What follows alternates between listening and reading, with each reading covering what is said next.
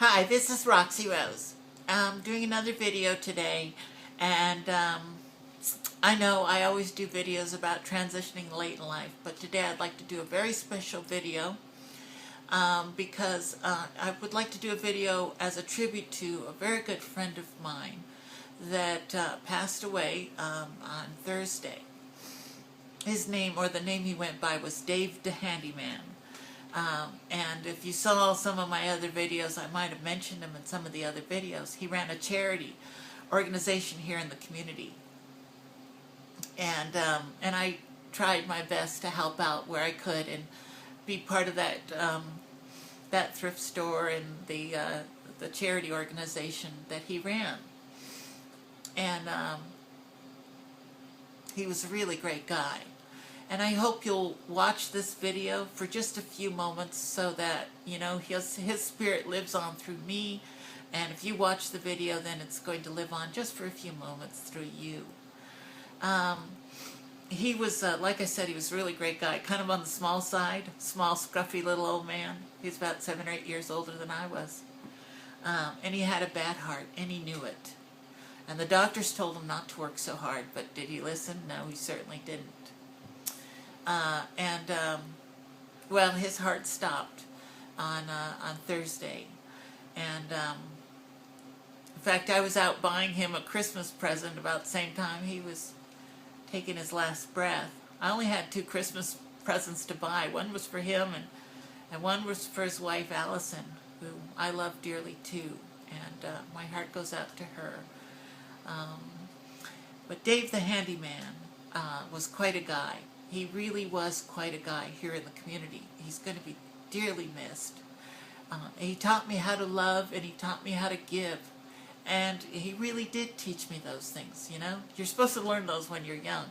But I didn't, apparently. And I learned them from him. A funny story, about 2 years ago, he knew I was having some hard times. And he came up to me, and he says, "Roxy, come here, I have something for you." And he pulled out this little polished little green rock. And he said, "I want you to have this. It's a smile rock." And he said, "Every time I get to feeling bad, I should take the rock out, rub it, and it'll make me smile." I took the rock from him and I kind of smirked, crazy old man. And I put it in my purse, and I felt like, well, I should keep it in my purse because he might ask about it, you know, and I'll be able to say, "I have it right here." You know, weeks passed, and I'd be digging for some change in the purse, and I'd come across that dumb little rock, and it didn't make me smile. It just kind of brought a smirk to my face. So I was thinking it was not a smile rock, it was a smirk rock. But after a few months of running into that dumb little rock in the bottom of my purse, I thought it was kind of funny that, you know, I held on to it so long, and I would change purses every now and then, and I didn't have the heart not to put it in my purse, so I kept hold of it. And I'd still run into that dumb little rock. Eventually, the smirks turned into smiles because I pictured that crazy old man giving me that rock, and me carrying around for months and months and months. In fact, I carried around almost 2 years. And it turned into a smile rock because, you know, it meant that somebody cared about me. I realized it wasn't any hocus pocus magic in the rock. It was the fact that somebody cared about me, and that made me smile. And when I realized that, and it felt so good, I realized that, well, it was time to pass that rock on. Well, last month I gave the rock back to Dave. I told him, you know, it did its work, and to give it to somebody else now. And we argued about it for a little while, and he took it. And I don't know who has it. Maybe Dave has it right now. I don't know. Dave was such a good guy, and he knew everything there was to know about me, and he still loved me anyways.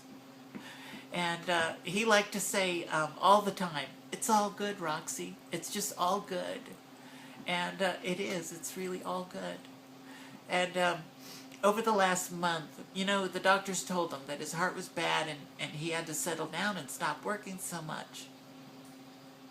But he wouldn't.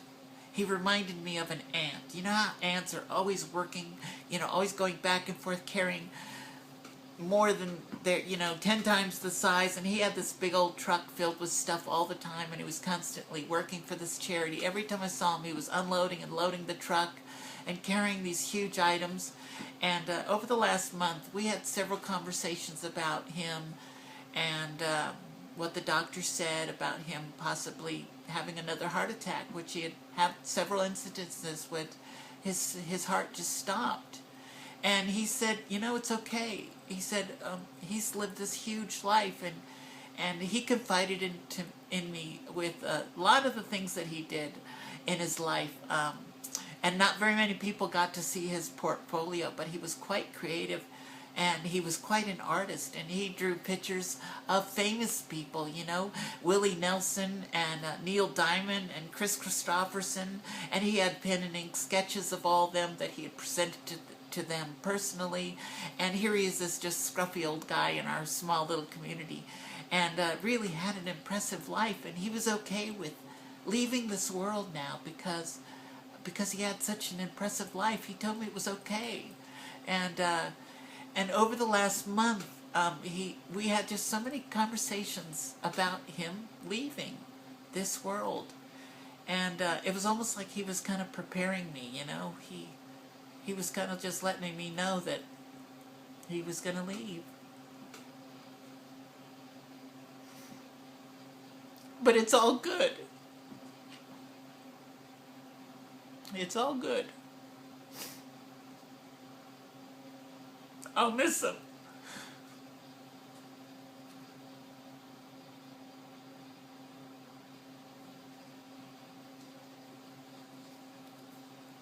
But it is really all good.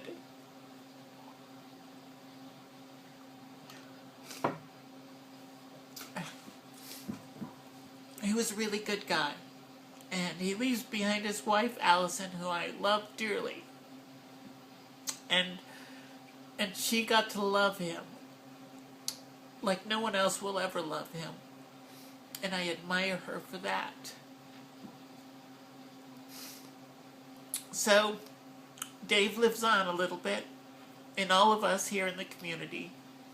All the lives that he touched, and he touched a lot of lives.